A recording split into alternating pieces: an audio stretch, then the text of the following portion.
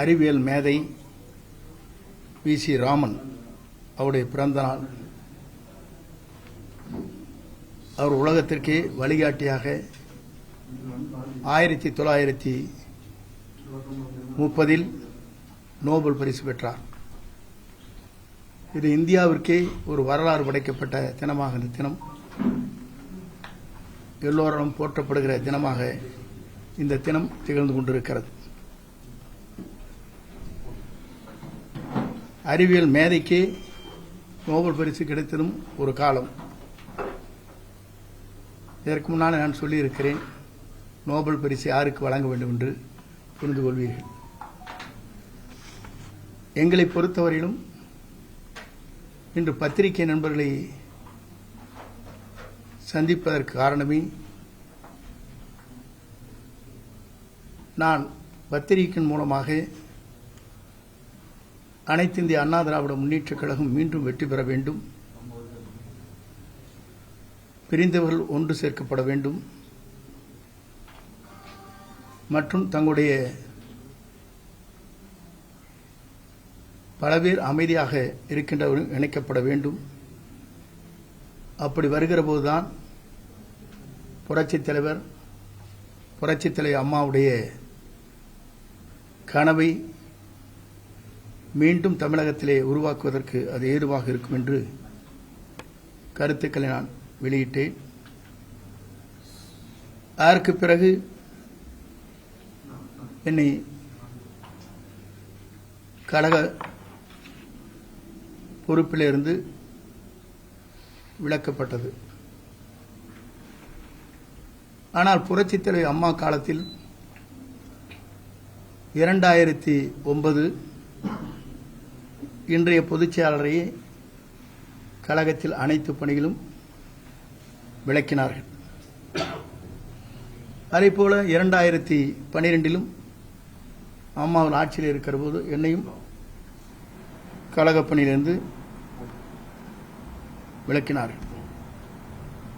ஆனால் அதற்கு பிறகு அம்மா அவர்கள் நம்மை சுற்றி இருக்கின்ற யாரையும் விளக்கவில்லை, அவர்களை அரவணைத்து சென்ற வரலாறுகள் இருக்கிறது. இன்றைக்கு அந்த நிலை இல்லை. யார் நம்மிடத்திலே பேசினாலும் கூட உடனடியாக நடவடிக்கை எடுக்கின்ற நிலை. இது இயக்கத்தை பலவீனப்படுத்துவது மட்டுமல்ல, தன்னை சுற்றி இருக்கின்றவர்களை பலவீனப்படுத்துகிற போது அது யார் செய்கிறார்களோ அவரும் பலவீனம் அடைகிறார்கள். இதுதான் வரலாறு. நான் கூறியது அன்றைக்கு தெளிவாக பத்திரிகை நண்பர்களுக்கு சொல்லியது, கருணாகர் என்ற சட்டமன்ற உறுப்பினர் பல்லாவரத்தை சார்ந்தவர், திராவிட முன்னேற்றக் கழகத்தை சார்ந்தவர். அவருடைய மருமகள் அங்கே இருக்கின்ற பணியாற்றுகின்ற பணியாளருக்கும் ஏற்பட்ட நிலையை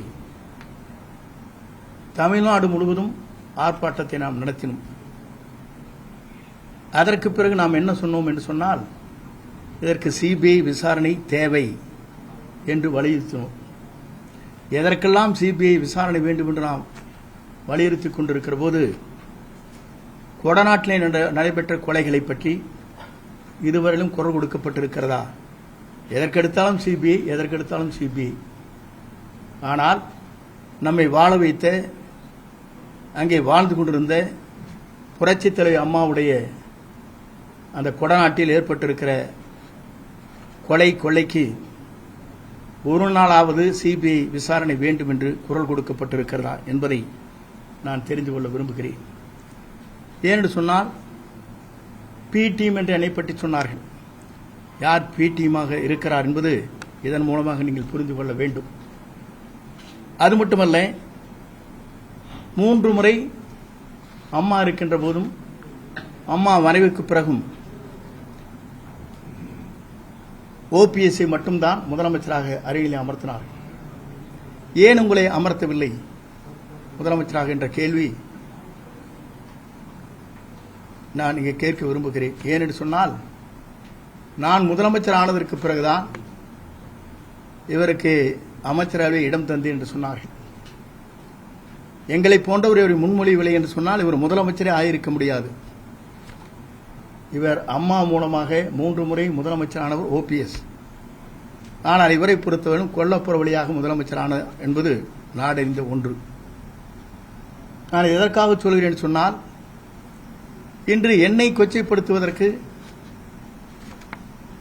நான் தான் அவருக்கு அமைச்சர்கள் இடம் தந்தேன் என்று சொல்வது வேதனை அளிக்கக்கூடிய ஒன்றாக இருக்கிறது. கடந்த காலத்தை நான் சொல்ல விரும்பவில்லை, அது சொல்வதும் சரியாக இருக்காது. நான் ஆரம்பிக்க வேண்டும் என்று சொன்னால் 89 81 ஆரம்பிக்கலாம். ஆனால் அதை நான் விரும்பவில்லை. ஏனென்று சொன்னால், ஒரு தகுதியான இடத்திற்கு வந்ததற்கு பிறகு ஒருவரை பற்றி விமர்சனம் செய்வது ஜனநாயக மரபாக இருக்காது. என்னை இவர் சொல்லியிருக்கிறார், இந்த தொகுதியை பொறுத்தவரை 45 ஆண்டு காலம் சிற்றரசை போல வாழ்ந்தாரை தவிர மக்களுக்கு எந்த பணியும் ஆற்றவில்லை என்று சொல்லியிருக்கிறார்.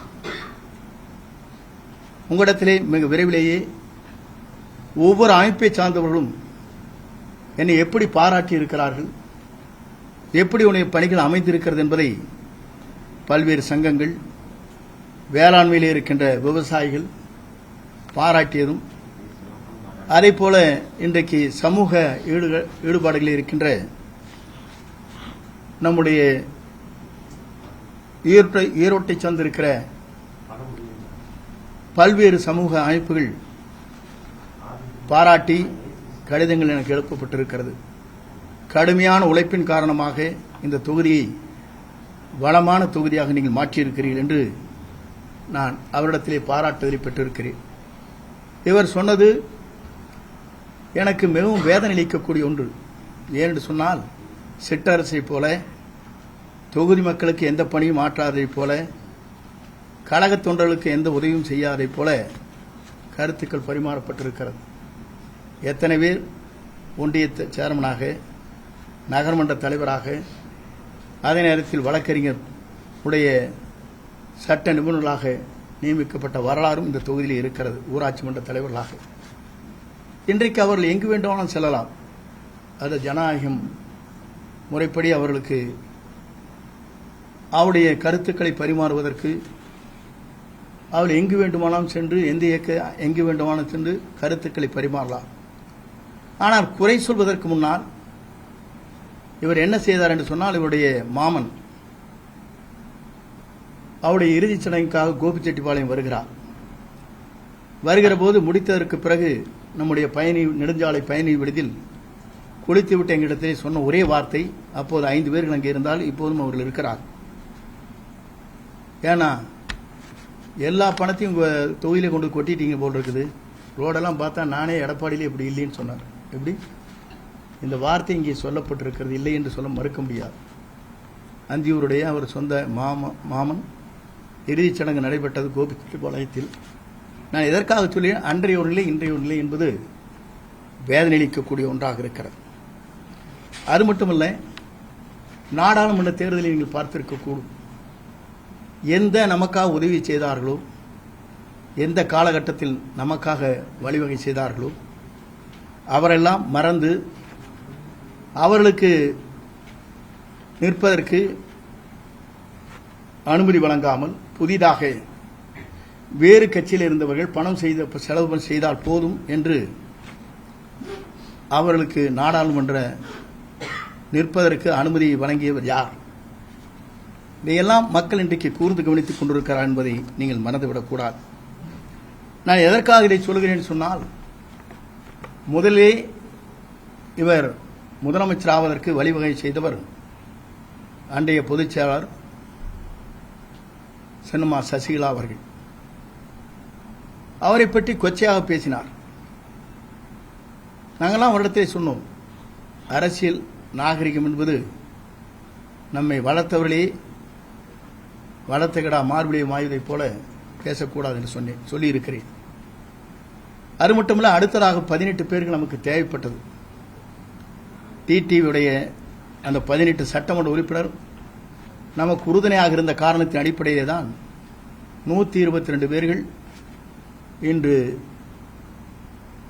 சட்டமன்ற பேரவையினுடைய தலைவர் முன்னால் ஒருமனதாக இவரை கொண்டு வருவதற்கு முயற்சிகள் மேற்கொண்டு அந்த பணிகள் நிறைவேற்றப்பட்டது. அதற்கு பிறகு டிடிவியுடைய 18 பேர்களையும் கழகத்திலிருந்து சட்டமன்ற உறுப்பினர் பதவியிலிருந்து நீக்கப்பட்டார். அதற்கு பிறகு ஆட்சியை நடத்துவதற்கு தடுமாறிக் கொண்டிருக்கிற போது தர்மயுத்தத்தை நடத்தி கொண்டிருக்கிற ஓபிஎஸ் அவர்களை அழைத்து வந்து, நீங்கள் 11 பேரும் எங்களுக்கு ஆதரவு தாருங்கள், நீங்கள் ஒருங்கிணைப்பாளர், நான் இணை ஒருங்கிணைப்பாளர், நான் முதலமைச்சர், நீங்கள் துணை முதலமைச்சர் என்று சொல்லி அவரையும் அந்த நிலைக்கு கொண்டு சென்று காலம் கடந்ததற்கு பிறகு அவரையும் வெளியேற்றினார். அதற்கு பிறகு நம்மை இன்றைக்கு அந்த அளவிற்கு 4 ஆண்டு காலம் ஆட்சி கட்டிலே அமர வைத்து நம்மை பாதுகாத்த பாரதிய ஜனதா கட்சிக்கு 2024 இந்தியாவே என்ன செய்ய போகிறது என்று தத்தளித்துக் கொண்டிருக்கிற நேரத்திலே தான் பாரத பிரதமர் நரேந்திர மோடி அவர்களை கொண்டு வர வேண்டும் என்ற நேரத்தில் அன்றைக்கு வாபஸ் பெற்றது மட்டுமல்ல, நான் இனிமேல் பாரதிய ஜனதா கட்சியோடு கூட்டணி இல்லை, இன்றும் இல்லை, 2016 இல்லை, 19 இல்லை, 2026 இல்லை, 29 31 இல்லை என்று சொன்னார். சொல்லி முடித்துவிட்டு எந்த இயக்கம் இன்றைக்கு தமிழகத்திலே தடை செய்யப்பட்டிருக்கிற அந்த இயக்கத்திற்கு சென்று மதிலை தொப்பியை போட்டுக்கொண்டு உரையாற்றினார். இதெல்லாம் நாடறிந்த ஒன்று. இதெல்லாம் எதற்காக சொல்கிறேன் சொன்னால், நடந்த காலத்தை பற்றி சொல்ல வேண்டும் என்று சொன்னால் இதைவிட விமர்சனம் எங்களால் செய்ய முடியும். ஆகவே அதையெல்லாம் விட்டுவிட்டு நான் சிலவற்றை மட்டும் சொன்னேன். இன்றைக்கு கட்சியில் இருக்கிற முக்கிய பொறுப்பாளருக்கு இருக்கிற இந்த இயக்கத்திற்காக தங்களை அர்ப்பணித்துக் கொண்டிருக்கிற நிர்வாகிகளுக்கு இருக்கிற இடர்பாடுகள் என்ன என்று சொன்னால், 45 வயது உட்பட்டவர்கள் மட்டும்தான் பூத் கமிட்டியில் இருக்க வேண்டும் என்று ஒரு நிலை அவர் பிரகடனப்படுத்தினார். எல்லோரும் சொன்னோம், குறைந்தது கூடுதல் வயது இருந்தால் இந்த இயக்கத்திற்காக தங்களை அர்ப்பணித்துக் கொண்டு மக்களை அடையாளம் தெரிந்தவர்களையும் ஒரு 4 பேரை போட்டுக் கொள்ளலாம் என்று கூட கேட்டோம். இல்லை 45க்கு ஒரு வயதுக்கு உட்பட்டவர்கள் தான் இருக்க வேண்டும் சொன்னார். இந்த இயக்கத்திற்காக 1972 அம்மா காலத்திலிருந்து பல்வேறு பொறுப்புகளை வைத்துக் கொண்டிருக்கிற ஊராட்சி மன்ற, உள்ளாட்சித்துறை, கூட்டுறவுத்துறை, பல்வேறு துறைகளிலே பணியாற்றி கொண்டிருப்பதற்கு அந்த வாய்ப்பில்லை. இதை நான் எதற்காக சொல்கிறேன் சொன்னால், பூத் கமிட்டி என்பது 9 பேரை கொண்டிருக்கிற கமிட்டி. அதிலே ஒன்றும் போன முறை போடும்போது 57 பேர்கள் போட்டோம். இன்று முறை 9ஓடு சேர்ந்து 4 பேரையும் சேர்த்து போட்டிருக்கலாம், வயது வரம்பில்லாமல். அவர்தான் இந்த மக்களை சந்திக்க முடியும், மக்களை அடையாளம் காட்ட முடியும். அதையெல்லாம் நாங்கள் எடுத்து சொன்னோம். அதற்கு பிறகு இவருடைய நிலைகள் நாங்கள் எண்ணி பார்க்கின்ற போதுதான் ஒருவர் தன்னை சுற்றி இருக்கிறவர்களை பலவீனப்படுத்துவது, அதன் மூலமாக அவர்களே பலவீனம் அடைகிறார். அதுதான் வரலாறு. அது மட்டுமல்ல, நாம் பார்க்கின்ற போது நாம் ஒன்றை சொன்னோம். நாமக்கல்லில் நடைபெற்ற நிகழ்ச்சியில் பெரிய கட்சி கொடி பறக்குது, பிள்ளையார் சொல்லி போட்டாகிவிட்டது என்று நாம் சொன்னதற்கு பிறகு நேற்றைய முன்தினம் நிலை என்ன ஏற்பட்டிருக்கிறது என்பதை நீங்கள் அறிவீர்கள். நான் இதெல்லாம் எதற்காக சொல்கிறேன் சொன்னால், நம்முடைய பலன் என்ன? நாம் ஒருங்கிணைந்து ஒற்றுமையுணர்வோடு நாம் இணைகிற போது நம்மை நாடி வருவார்கள், நாம் மற்றவர்கள் நாடி செல்ல தேவையில்லை. இதுதான் வரலாறு. புரட்சித் தலைவராக இருந்தாலும் சரி, புரட்சித் தலைவர் அம்மாவாக இருந்தாலும் இந்த வரலாற்றை அனைத்து இந்திய அண்ணா திராவிட முன்னேற்ற கழகத்திலே படைத்தார் என்பதை மறந்துவிடக்கூடாது. ஒருவர் முன்னேற வேண்டும் என்றால் தன் கால்களிலே நடந்து செல்ல வேண்டும். ஒருவர் முன்னேற வேண்டும் என்று சொன்னால் தன் காலிலே நடந்து செல்ல வேண்டும். பிறர் முதுகிலே ஏறி சவாரி செய்யக்கூடாது. ஆகவே பிற முதுகிலே சென்று சவாரி செய்யலாம் என்று கனவு கண்டால் இது போன்ற நிலைதான் ஏற்படும். ஆகவே என் கருத்துக்களை சொல்லியிருக்கிறேன். கேள்வி கேட்க வேண்டும் என்று சொன்னால் நீங்கள் கேள்விகள் கேட்கலாம். இல்லை, அதை விட ஒன்று சொல்லிடுறேன். திராவிட முன்னேற்ற கழகத்தை பொறுத்தவரையும் என்னை பி டீம் என்று சொன்னார். சொல்வதற்கே தகுதியில்லை. நான் யாரையும் விமர்சனம் செய்வதில்லை, உங்களுக்கு எல்லாம் தெரியும். பத்திரிகை பல ஆண்டு காலமாக நீங்கள் பார்த்திருக்கக்கூடும். எந்த கட்சியாக இருந்தாலும், தனி மனிதனாக இருந்தாலும் என்னை பொறுத்தவரையிலும் கடுமையான விமர்சனத்தை நான் என்றைக்கும் செய்ததில்லை என்பதை நீங்கள் அறிவீர்கள். இவர் இந்த இயக்கம் சரியாக இருக்க வேண்டும் என்று நினைத்திருந்தால் சட்டமன்றத்தில் 42 நாட்கள் நடைபெறுகிற சட்டமன்றத்தில் அவருக்கு பின்னாலே நான் அமர்ந்து கொண்டிருக்கிறேன். ஒரு வார்த்தை திரும்பி என்ன குறை இருக்கிறது வாருங்கள் என்று அழைக்கப்படவில்லை. அது மட்டுமல்ல, இங்கே மேட்டுப்பாளையத்தில் முதல் கூட்டம் நடைபெறுகிற போதே இந்த வழியாக சென்று வரவேற்பும் தந்தார்கள். அன்றைக்கும் அழைக்கப்படவில்லை. இதையெல்லாம் எதற்காக நினைவூட்டுகிறேன் என்று சொன்னால், இந்த இயக்கம் வலிமையாக இருக்க வேண்டும் என்று சொன்னால் கருத்துக்கள் பரிமாறுவது என்பது ஜனநாயக உரிமை. அந்த ஜனநாயக உரிமையை இன்று இவர்களால் இடர்படுகிறது என்று சொன்னால் எவ்வளவு வேதனை அளிக்கக்கூடிய ஒன்றாக இருக்கிறது என்பதை நான் இந்த நேரத்தை சுட்டிக்காட்ட விரும்புகிறேன். அதை வருகின்றிருக்கிற பத்திரிகை நண்பர்களை பொறுத்தவரையிலும் என்னை பொறுத்தவரையிலும் இந்த இயக்கம் வலிமையாக இருக்க வேண்டும் என்பதுதான். இன்னைக்கு 14 பேர் நீக்கியிருக்காங்க. இன்னைக்கு 500-1000 பேர் வந்திருக்காங்க. எல்லாம் பட்டு பேரை போட்டீங்கன்னா வந்துடும், அதுவும் வந்துடும் நாளைக்கு. இப்படியே நீக்கி கொண்டிருந்தால் என்ன நிலை ஏற்படும்? எல்லாரும் நிர்வாகி தான் வந்திருக்கலாம், வெளியிருக்காங்க. அப்படி வருகிற போது நாளொரு மேனியும் பொழுதுமாக முழுநவு தேய்ந்து போய் அமாவாசை ஆகிவிடும்.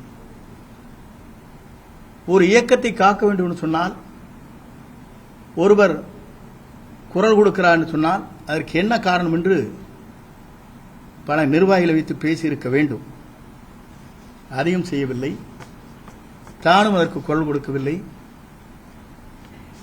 ஆனால் இன்றைக்கு முக்களத்தோருடைய தேவர் திருமகனாருடைய அந்த விழாவுக்கு சென்றபோது அங்கேதான் எல்லோரையும் சந்திக்க முடியும் என்ற நோக்கத்தோடு தான் சென்றேன். நான் முதல்ல சொன்னேன், நான் யாரையும் பார்க்கல, டிடிவி பார்த்தீங்களா, ஓபிஎஸ் பார்த்தீங்கன்னா இல்லைன்னு சொன்னேன். இல்லை பார்த்தார், நாங்கள் இவங்கள தான். நான் ஹோம் மினிஸ்டர் பார்த்தேன்னு சொன்னேன். அவர் எங்கேயா போய் பார்க்குறாரு? நிதியமைச்சர் எங்கே போய் பார்க்குறாங்க? இங்கே நிர்மலா பெரியசாமி கூட பார்க்க முடியாது இவனால, அவர் எங்கே போய் பார்க்குறாங்க? எதற்காக சொல்லி என்று சொன்னால், அழைத்தார்கள், சென்றேன், பார்த்தேன் என்று சொன்னாலும் கூட இல்லை என்று சொன்னார்கள். பார்க்கவே இல்லை என்று சொன்னாலும் பார்த்தார் என்று சொன்னார்கள். இதுதான் அவர்களுக்கும் இருக்கிற முரண்பாடு என்பதை நான் தெரிவித்துக் கொள்கிறேன். அதோடு மட்டுமல்ல, இன்றைக்கு இவர் ஆட்சியை நடத்தவில்லை, இவர் கட்சியை நடத்துவதை காட்டிலும் இவர் மகன், இவருடைய மாப்பிள்ளை, இவருடைய மருமகன், இவருடைய அக்கா மகன் தான் இன்றைக்கு பல்வேறு கருத்துக்களை சொல்லி உங்களுக்கு தெரியும். கால் உழுகிறது, போகிறது, நாளைக்கு பதவி எடுத்துன்னு சொன்னால் அவங்களுக்கு போய் நேசிக்கிறது, இதெல்லாம் உங்களுக்கு தெரியாத ஒன்றும் இல்லை. நான் சொல்லவே வேண்டியதில்லை. பத்திரிகை நண்பர்கள் எல்லோரும் நாள்தோறும் பார்த்து கொண்டிருக்கிறீர்கள். இந்த நிலை நீடித்துக் கொண்டிருக்கிறது. அப்படி என்றால் அந்த இயக்கத்திற்காக தியாகம் செய்தவர்கள், இந்த இயக்கமே உயிரென்று நேசித்தவர்கள், சாதாரண இந்த இயக்கத்தை பற்றி தெரியாதவரிடத்தில் சென்று மண்டியிட வேண்டிய காலம் இன்றைக்கு உருவாக்கப்பட்டிருக்கிறது என்பதை நான் இந்த நேரத்திலே தெரிவித்துக் கொள்கிறேன். நன்றி, வணக்கம். நீக்கப்பட்ட பிறகுதான் இந்த அதிமுக வாரிசு அரசியல் இருக்குது அப்படின்ட்டு நீங்க கட்சியில் இருக்கும்போது இந்த வாரிசு அரசியல் நீங்க ஏன் சொல்லல? அன்னைக்கு சொல்லியிருந்தா அன்னைக்கு நீக்கிருப்பாங்க. சரி, அப்படி ஓபிஎஸ் உங்களுடைய தலைமை அலுவலகத்தை அடிச்சு உடைக்கிறாரு, பொதுக்குழுல அவர் நீக்கப்படுறாரு. அதுக்கப்புறம் நீங்களே தான் வெளியில வந்து செய்தியாளர் சந்திப்புல என்ன சொல்றீங்கன்னா அவர் செய்தது தவறு அப்படின்னு நீங்க சொல்றீங்க. ஆனா இப்ப அவர் செய்தது தவறு இல்ல அப்படின்னு சொல்றீங்க. இல்ல, நான் அதற்குள்ளே போக விரும்பவில்லை. நான் சொல்லி நீங்க சொன்ன கேள்வி பதில் சொல்ல விட்டுங்க பிளீஸ். இருங்க, நீங்க கேட்கறதுல எனக்கு தெரியுங்க. தயவுசெய்து ஒரு நிமிஷம் ஒவ்வொருத்தரும் கேளுங்க, உணர்ச்சி வசப்படாதீங்க. நான் அந்த பொறுமையை சொல்லிட்டேன். இவர் கேட்ட கேள்வி எந்த அன்னைக்கு நான் சொன்னேன்? அவர் உள்ள பொதுக்குழு நான் சொல்லியிருக்கேன்னா? இல்ல, நான் சொல்லவே இல்லை, எப்பவுமே சொல்ல. நீங்க முதல்ல இருங்க, நீங்க இருங்க, நீங்க ஏதோ டேப் எடுத்து சொல்லக்கூடாது. நான் எந்த கருத்தையும் அதற்கு பரிமாறவில்லை அன்றைய இல்லை, புரியுதுங்களா? இல்ல நீங்க சொல்லுங்க. இல்ல செய்யக்கூடாது அப்படின்னு சொன்ன, ரைட்டு, ஓகே. ஆனா என்னுடைய ஒரே கேள்வி, இருங்க ஆப் பண்ணுங்க, என்னுடைய ஒரே கேள்வி, 1975 இந்த இயக்கத்திற்காக ஒரு பைலா போடப்பட்டது. பைலாவில் 43 பேராகிராஃபில் எந்த காலகட்டத்திலும் தொண்டரால் தேர்ந்தெடுக்கப்படுகிற அந்த விதிகளை மாற்றக்கூடாது என்று இந்த இயக்கத்தை உருவாக்கிய எந்த தலைவர் உருவாக்கினாரோ அதையே சுக்குநீராக உடைக்கப்பட்டிருக்கிறது, இதயத்தை பிளக்கப்பட்டிருக்கிறது என்பதை நீங்கள் புரிந்து கொண்டிருக்கிறீர்களா இல்லையா? அதிமுக கட்சியினுடைய சின்னங்கள்ல பயன்படுத்தக்கூடாதுன்னு சொல்லி அவங்க வந்து ஒரு அன்னைக்கு புகார் கொடுத்துருக்காங்க. இப்ப வந்து டிடிவி அவர்கள் தனி கட்சியில இருக்காரு. நீங்கள் வந்து தொண்டர்கள் உரிமை மீட்பு குழு அந்த குழுவை வந்து மறுபடியும் முன்னெடுத்து கொண்டு போறீங்களா இல்ல தனி கட்சி தொடங்குறீங்களா சார்? பொறுத்திருந்து தான் பார்க்க வேண்டும். எடப்பாடி பழனிசாமிக்கு தொடர்பு இருக்குது நீங்க சந்தேகப்படுறீங்களா, குற்றம் சாட்டுறீங்களா? இல்லை, என்னை பொறுத்தவரை யார் குற்றவாளி என்பதை தெரிந்து கொள்ள வேண்டும் இந்த நாடு என்பதுதான். அதற்கேன் குரல் கொடுக்கவில்லை என்பதுதான்.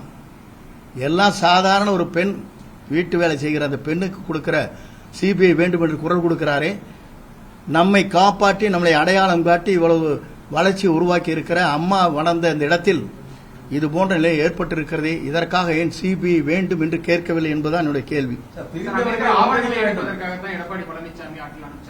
அதெல்லாம் நான் என்னைக்கும் சொன்னவில்லை. அவர் சொல்றதுக்குள்ள அவர்கிட்ட கேட்கணும். இல்ல இல்லைங்க, இல்ல நான் சொல்றது அவர்கிட்ட கேட்க வேண்டிய கேள்வி எங்கிட்ட கேட்க கூடாது. இல்ல இல்ல இருங்க, அவர்ல ஒவ்வொருத்தரும் ஒரு கருத்து சொல்லுவாங்க. இல்ல இல்ல நான் இல்ல இல்ல இல்ல இல்ல நான் அந்த கருத்துக்குள்ளேயே போக மாட்டேன். நீங்க அவனை கேட்பீங்க, அவன் இருந்த நகை இருந்தன்னு கேட்பீங்க, அதுக்குள்ள என்ன வேற இருந்தன்னு கேட்பீங்க. இதுக்குள்ள நான் பதில் சொல்ல முடியாது. என்ன இருங்க, என்னை பொறுத்தவரையிலும் என்னுடைய கருத்துக்கள் மட்டும்தான் சொல்ல முடியும். ஜனநாயக ரீதியாக ஒவ்வொரு கருத்துக்கள் சொல்வதற்கு நீங்கள் கேள்வி கேட்க இயலாது. அதற்கு என்னால் பதில் சொல்ல முடியாது. இல்லை, என்னை பொறுத்தவரையிலும் நாங்கள் 6 பேர் சென்றோம். பிஜேபி இணைக்கப்பட வேண்டும் சொன்னோம். வெளியேற்றவில்லை, மீண்டும் கழகத்தில் இணைக்கப்பட வேண்டும் சொல்லி அங்கே என்ன நடைபெற்றது என்பது நான் வெளியே சொல்ல விரும்பவில்லை. ஆனால் அந்த அளவிற்கு வேகமான சொற்கள் அங்கே ஏற்பட்டது எனவும் நாடறியும். ஆனால் என்னை பொறுத்தவரையிலும் என்னை அழைத்தவர்கள் பிஜேபி தான். அழைத்து இரு இயக்கங்களையும் ஒன்றிணைக்கப்பட வேண்டும் என்று கூறியதும் அவர்கள்தான். நானும் அதையே தான் சொன்னேன். இயக்கம் ஒன்றிணைக்கப்பட வேண்டும். உங்களை விட்டால் எங்களுக்கு வேறு வழி இல்லை, எங்களை விட்டால் உங்களுக்கும் மாற்று இல்லை. ஆகவே எங்களை தமிழ்நாட்டுடைய அரியணையை அமர்த்துவதற்கு நீங்கள் தயாராக இருக்க வேண்டும். 2029 உங்களுக்கு உங்கள் தேவைகளை பூர்த்தி செய்வதற்கு மேலே இருக்கிற உயர்மட்டத்தை சார்ந்தவரோடு கலந்து பேசி அந்த முடிவுகளை மேற்கொள்ளலாம் என்றுதான் சொன்னேனே தவிர என்னை வைத்துக் கொண்டு பிரிவினை நாடுவதற்காக அவர்கள் என்றைக்கும் அந்த வார்த்தையை சொல்லவில்லை. எடப்பாடி பழனிசாமி தவிர வேற யாரு வேணா நாங்க ஏற்கிறோம் சொல்லி டிடிவி அவர்கள் வந்து ஒவ்வொரு அதுதானே நான் சொல்றேனுங்களே. நான் அவரெல்லாம் சொல்றதுக்கெல்லாம் எனக்கு கருத்து கேட்காதீங்க. என்னுடைய கருத்தை மட்டும் கேளுங்கள். எல்லாம் ஒருங்கிணைவே நான் நினைக்கிறேன். சரி, டிஸ்கஸ் பண்ணலாம். பிரிந்தவர் ஒன்று கூடுவது இல்லையா? இப்போ ஒரு வீட்டில் அடிதடி நடத்தி சண்டை போட்டு அவங்கள ஒட்டுக்கு சேரது இல்லையா? இது ஒவ்வொருடைய கருத்துக்கள். அந்த கருத்துக்கள் நீங்க கேட்கக்கூடாது. பள்ளிக்கல்வித்துறை அமைச்சரா இருந்திருக்கிறீங்க. தற்பொழுது இந்த பள்ளிக்கல்வித்துறை சம்பந்தமா நீங்க ஒரு குறை கூட சொல்ல, ஒரு பதிவு கூட இது பண்ணல அப்படின்னு உங்க கட்சிக்காரர்களே குற்றம் சாட்டுறாங்க. இல்ல, பள்ளிக்கல்வித்துறையை பொறுத்தவரையிலும் என்னென்ன பேசியிருக்கிறேன் என்பது சட்டமன்ற பதிவேட்டில் இருக்கிறது. இன்றைக்கு கூட மகேஷ் அவர்கள் ஒரு புக்கை வெளியிடுகிற போது சொன்னார், உயர்கல்வியிலே பள்ளிக்கல்வித்துறையின் மூலமாக மாணவர் படித்ததன் காரணமாக 74% உயர்ந்திருக்கிறது என்று சொன்னார். நான் அப்போதே எழுந்து என்று சொன்னேன், திருப்பி போட்டு விட்டீர்கள். 47% தான் தமிழ்நாட்டிலே உயர்கல்வியிலே இருக்கிறது. 74 திருப்பி போட்டு 47 இருந்ததே 72 மாற்றிவிட்டேன் என்று கிண்டலாக சொன்னேன். இதுக்கு மேல சொல்ல முடியாது. நீங்க வந்து மற்ற நாட்டை கொச்சைப்படுத்தி கேவலப்படுத்தி பேசும் பழக்கம் எனக்கு இல்லை.